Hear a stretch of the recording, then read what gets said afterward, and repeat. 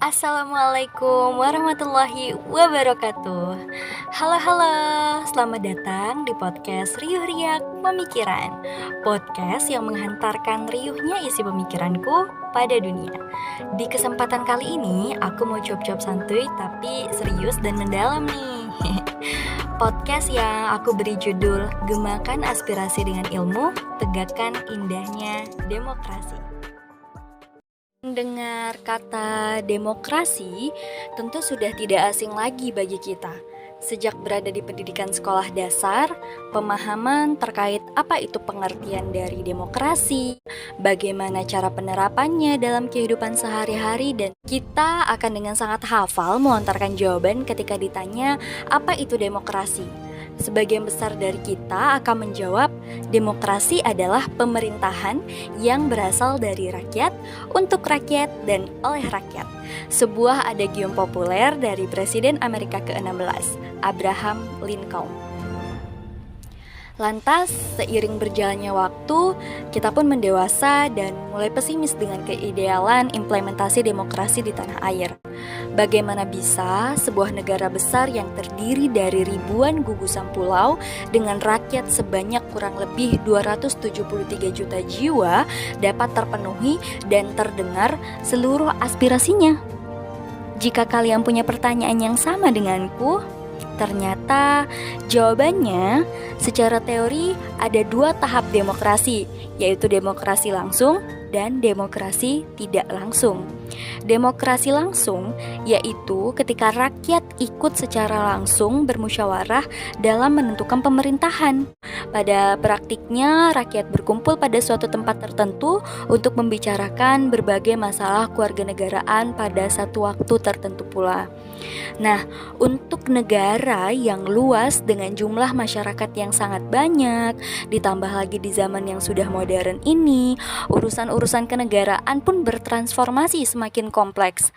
Sistem demokrasi sekarang ini, rakyat tidak lagi ikut dalam urusan pemerintahan secara langsung, melainkan melalui wakil-wakilnya yang ditentukan melalui pemilihan umum. Inilah yang disebut demokrasi tidak langsung. Maka dapat disimpulkan, Indonesia merupakan negara yang menerapkan demokrasi tidak langsung ini. Nah, dalam demokrasi tidak langsung ini, ada beberapa hal yang harus kita perhatikan. Salah satunya adalah teori demokrasi yang terkait dengan ciri sebuah negara yang menganut sistem demokrasi, yaitu ketika terjaminnya hak kebebasan berpendapat rakyatnya, lalu kebebasan pers, hak atas kesetaraan, dan hak atas kepemilikan. Teori ini sejalan dengan sikap dan keputusan demokratis yang telah diimplementasikan oleh Rasulullah SAW adalah Piagam Madinah. Isinya sangat terbuka, berkeadilan, dan menghargai keberagaman dan menjunjung kesetaraan. Di saat pada masa Rasulullah memimpin, tidak semua kelompok masyarakat dapat memiliki privilege untuk memiliki aturan yang disepakati bersama. Dan sebagai mahasiswa di era saat ini, kita harus memahami teori-teori dasar ini untuk menjadi peka dan kuat dalam menyuarakan aspirasi masyarakat dan pendapat secara bertanggung jawab. Sehingga ketika terjadi sesuatu yang tidak sesuai dengan nilai-nilai demokrasi yang dianut oleh bangsa Indonesia, maka kita sebagai mahasiswa dapat menjadi alarm dan pengingat kepada pemerintah ketika kita merasa kondisi demokrasi di Indonesia ini telah tidak sesuai. Tentu saja dengan barometer yang tepat, valid, dan dengan bukti-bukti yang kuat. Contoh belum terimplementasinya seluruh ciri-ciri negara demokrasi di Indonesia adalah ketika kesulitan kepengurusan surat tanah di Kalimantan karena jenjang birokrasi membuktikan belum terimplementasinya hak atas kepemilikan rakyatnya secara merata di seluruh Indonesia karena masih adanya beberapa daerah yang kesulitan untuk hak yang sudah didapatkan oleh masyarakat di daerah lain. Demokrasi merupakan sistem pemerintahan yang anti-feodalisme.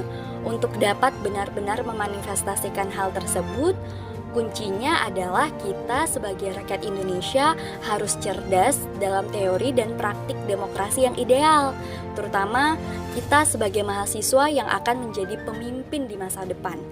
Terlebih, peran kita sebagai mahasiswa selain sebagai agent of change juga memiliki peran sebagai agent of control untuk proses berjalannya regulasi pemerintahan. Karena menurut David Hume, seiring berjalannya waktu, keadaan berubah dan ada beberapa aturan dan regulasi yang sudah tidak bisa diterapkan lagi karena sudah tidak mutakhir dan tidak tepat untuk berlaku atau harus disesuaikan lagi nih dengan keadaan masyarakat yang global dan masalahnya yang juga sudah semakin kompleks. Oleh karena itu, mahasiswa sebagai generasi yang terkenal dengan semangat idealisme, rasa ingin tahu, dan penalaran yang tinggi diharapkan terbuka kesempatan untuk mahasiswa berpartisipasi dalam merumuskan sebuah peraturan dan putusan secara transparan. Diharapkan pemerintah tidak anti kritik dan masukan dari mahasiswa dan masyarakat. Yang harus menjadi catatan bersama untuk kita mahasiswa adalah walaupun telah terjaminnya hak kebebasan berpendapat, namun dalam proses menyuarakan aspirasimu harus dibarengi dengan tanggung jawab dan ilmu yang kamu miliki ya.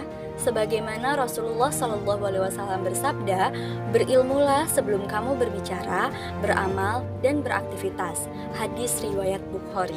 Jangan sampai pendapatmu menjadi blunder untuk dirimu sendiri, dan kamu termasuk pada gerombolan bebek istilahnya, yaitu kelompok yang ikut-ikutan saja tanpa tahu makna dari apa yang sedang dilakukan.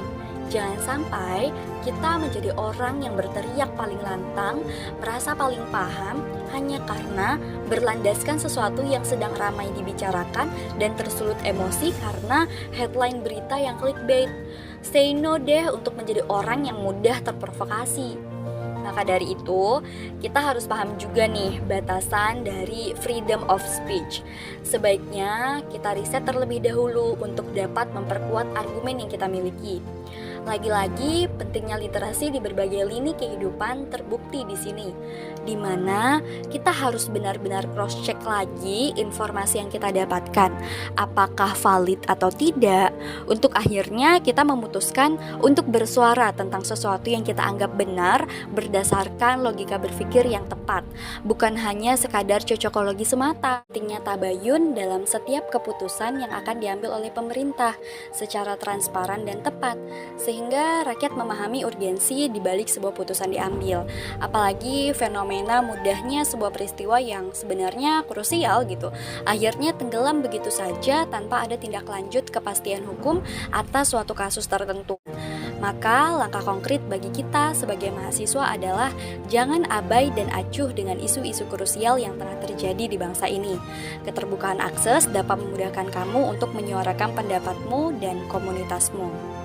Dan lagi yang harus diperhatikan ketika kamu menyuarakan aspirasimu dan melontarkan kritikanmu, kamu harus ingat bahwa yang kamu kritisi dan koreksi adalah keputusan, kebijakan, ataupun implementasi yang ada di masyarakat yang tidak sesuai dengan nilai-nilai tertentu.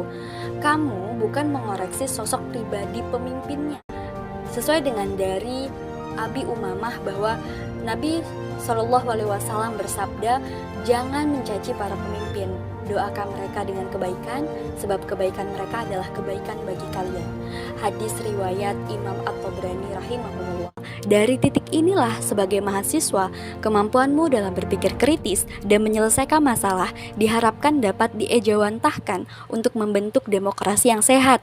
Sehingga ketika kelak di masa depan, kamu, aku, dan kita semua ketika menjadi pemimpin dapat memberikan keputusan dan kebijakan yang cerdas, tepat guna, dan bermanfaat bagi rakyat. Jika Indonesia mampu mengimplementasikan demokrasi yang sehat, maka akan menjadi sebuah keniscayaan, kemakmuran dan kesejahteraan rakyat Indonesia akan dapat dicapai. Intinya sih adalah kepedulian, saling menghargai, dan rasa kemauan untuk ikut andil dalam hal yang kita jalani.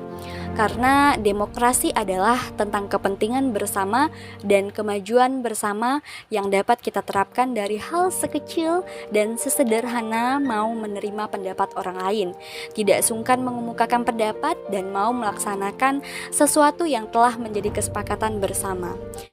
Terima kasih telah mendengarkan hingga detik ini. Salam hangat dariku untuk seluruh rekan mahasiswa dimanapun kalian berada. Assalamualaikum warahmatullahi wabarakatuh.